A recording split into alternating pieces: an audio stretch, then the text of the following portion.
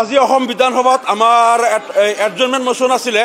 আৰু আমাৰ মোচনটো আছিলে যোৱা 2 মাহত আমি দেখা পাইছোঁ অসমৰ বিভিন্ন প্ৰান্তৰ পৰা প্ৰায় শতাধিক লোকক বাংলাদেশী সজাই ডিটেনশ্যন কেম্পত বন্দী কৰিছে। এই যোৱা মাহত বৰপেটা জিলাৰ পৰা একেদিনাই 28 জন লোকক বিদেশী বুলি ডিটেনশ্যন কেম্পত বন্দী কৰিছে। কিন্তু এই লোকসকলৰ পিতৃ মাতৃ ভাৰতীয়, তেওঁলোকৰ ককাই ভায়েক তেওঁলোক ভাৰতীয়, ভাই ভনী সকলো ভাৰতীয়, মাজৰ পৰা এটা পৰিয়ালক পৰিকল্পিতভাৱে বিদেশী সজাই নতুনকৈ ডিটেনশ্যন কেম্পত বন্দী কৰাৰ যিটো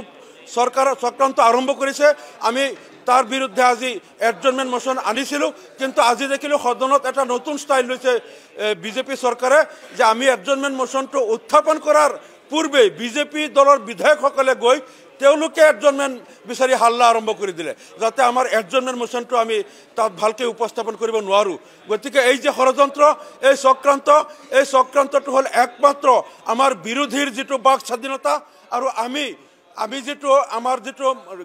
গৰীব জনতাৰ স্বাৰ্থত আমি যিবিলাক গুৰুত্বপূৰ্ণ বিষয় উপস্থাপন কৰোঁ সেইটোক বাধা দিয়াৰ এটা তেওঁলোকৰ চক্ৰান্ত। এতিয়া আমি যিটো বিষয় আজি উত্থাপন কৰিছিলোঁ অতি গুৰুত্বপূৰ্ণ কথা, কাৰণ এইখন দেশত যিসকলে বাংলাদেশৰ মাটি হালধীয়া নে বগা নে কোলা নাজানে, যাৰ পিতৃ মাতৃয়ে বাংলাদেশৰ মাটি চিনি নাপায়, যাৰ ককা দেউতাৰ জন্ম এইখন দেশত, যাৰ ককা দেউতাৰ পূৰ্বপুৰুষ এই দেশত জন্ম মৃত্যু, সেই লোকসকলক হঠাৎ বাংলাদেশী সজাই পৰিকল্পিতভাৱে যিটো তেওঁলোকক ডিটেনশ্যন কেম্পত বন্দী কৰা হ'ল, তাৰ আঁৰত আমি দেখিছোঁ বিদেশী ন্যায়াধিকৰণবিলাকেও ইয়াত এটা ভূমিকা পালন কৰি আছে। কাৰণ বিদেশী ন্যায়াধিকৰণত আমি দেখিছোঁ কোনো লোকে তেওঁলোকে যদি 20টা ডকুমেণ্ট দিয়ে, তাৰ ভিতৰত 15টা ডকুমেণ্টত voter list, voter identity card, PAN card, driving licence, panchayat certificate, তাৰপিছত স্কুল চাৰ্টিফিকেট আৰু বিভিন্ন মাটিৰ তথ্য পাতি সকলোতে পিতৃৰ নাম লগত থকাৰ পিছতো দেখিছোঁ আমি এই ফৰেনাৰ্ছ ট্ৰাইব্যুনেলবিলাকে 15টা ডকুমেণ্টত পিতৃৰ লগত পুত্ৰ বা পিতৃৰ লগত কন্যা বা জীয়েকৰ নাম থকাৰ পিছতো দি দিয়ে যে এইজন লোকে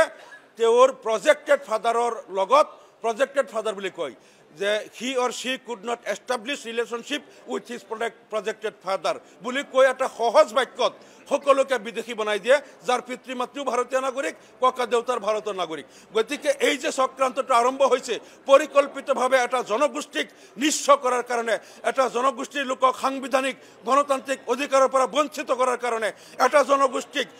এনেকৈ নিৰ্যাতন কৰি হাৰাশাস্তি কৰি অন্য কিছুমান উগ্ৰ সাম্প্ৰদায়িক শ্ৰেণীৰ ভোট আদায়ৰ কাৰণে যিটো চক্ৰান্ত আৰম্ভ হৈছে, বহু পৰিয়াল নিঃস্ব হৈ পৰিছে, এটা জনগোষ্ঠী ধ্বংস হৈ পৰিছে। তাৰ বিৰুদ্ধে আমি আজি সদনত যিটো এডজৰ্ণমেণ্ট মোচন আনিছিলোঁ, আমি ফৰেনাৰ্ছ ট্ৰাইব্যুনেলবিলাক সংস্কাৰ কৰিব লাগে, এনেধৰণৰ মতলবী সিদ্ধান্তবিলাক পৰিহাৰ কৰিব লাগে আৰু যধে মধে মানুহৰ নামত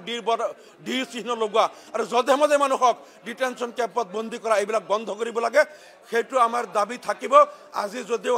মাত্ৰ 10 মিনিটৰ কাৰণে আয়োজন কৰিছে, আমি আকৌ গৈ পেলাই সদনত আমি এইটো দাবী উত্থাপন কৰিম যে আমাৰ দাবী মানিবই লাগিব।